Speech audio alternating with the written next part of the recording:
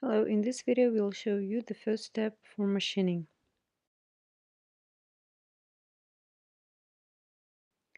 Facing operation. Click New.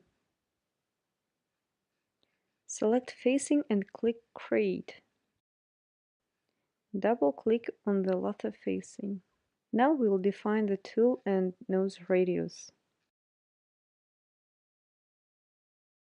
Here we can see the list.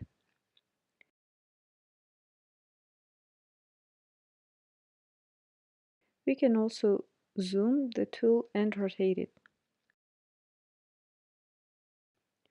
Also, we can make changes in nose if necessary.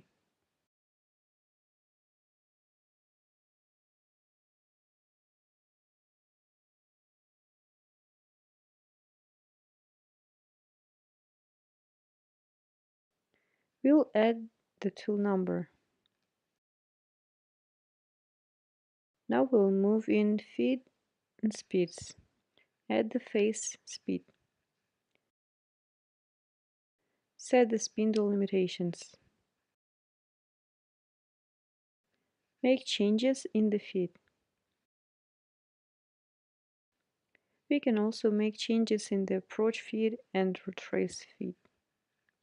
For example, if our feed is 0.15, then the approach and retract feed will be 0.75 in the CNC program. Lead in and lead out is by default 1 mm. We can make changes to reduce the machining time. Move to strategy. Entry amount is 1 mm by default, but we can also change it if necessary. Step is the depth of cut. This step is final rough cut. Stock to leave on the face. Just click OK. Now all the parameters of the facing operation are done. Click Reset and Run. Automatically facing operation is created.